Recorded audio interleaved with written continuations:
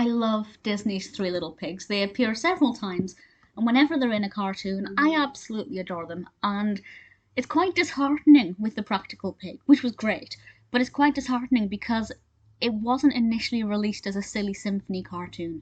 It wasn't meant to be part of the Silly Symphony series. And apparently, the general consensus there is that it's because they were maybe considering doing an entire series based on the Three Little Pigs and the Big Bad Wolf. And we know there are quite a few of these cartoons.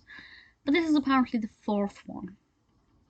And the fourth and last one, it is the fourth one. And that's a shame. I wish they'd been able to kickstart that Three Little Pigs series. But nevertheless, this is really enjoyable, albeit a little bit intense. It's definitely the darkest of the four, and that's including the propaganda Nazi one that they did. So I'm going to try and not spoil it by telling you the intricacies, but hopefully I can whet your appetite enough just by saying it gets quite intense and quite scary, and I didn't know what was going to happen to at least two of the little pigs. So it was released in 1939, directed by Rickard, and we have our usual brilliant voice cast, including Pinto, Colvig and Billy Bletcher.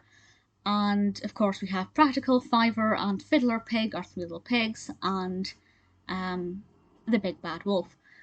And in this one, Practical Pig is working on this lie detector that he can use to help capture the wolf. His two little brothers think that this is absolutely ridiculous. They decide to go swimming, even though Practical Pig said, "Don't go swimming. The Big Bad Wolf is around." The two other little pigs, Fifer and Fiddler, do not care. They go swimming. Needless to say, the Big Bad Wolf appears as a mermaid and captures the pigs. Will Practical Pig be able to free them, or will the Big Bad Wolf eat them? Now, since this is the fourth cartoon, I'm not going to, it could have gone either way. I won't say which way it goes, but I will say, when he caught the pigs, I kind of held my breath a bit, because it's rare that he gets that close to the pigs so early into a cartoon. Excuse me while I pause my phone ringing. It's rare that he gets that close to the pigs, at least that early on into a cartoon. So I was kind of like, this is much darker and much scarier than they usually go with, including the Nazi one. And I kind of really thoroughly enjoyed that aspect. It made it a little bit more heightened and a little bit more interesting. And I love Practical Pig. I'd like to think Practical Pig is a bit of my spirit animal. He's brilliant. Fiddler and Fifer are cute, they're fun, but I love Practical Pig. Obviously they have various versions of Who's Afraid of the Big Bad Wolf in this, as the previous cartoons do.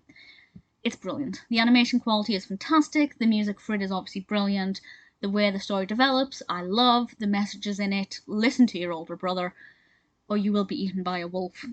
I'm not saying he eats them, but, you know, you'll be captured.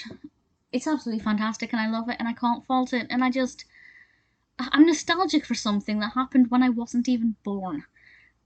Far from being born. I just wish they'd done more of these and had a full series.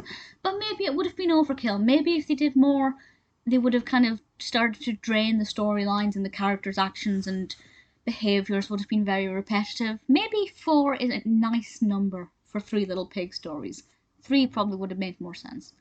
I really enjoyed it. If you haven't seen it and you're a fan of Three Little Pigs, definitely watch The Practical Pig. I think it's utterly beautiful.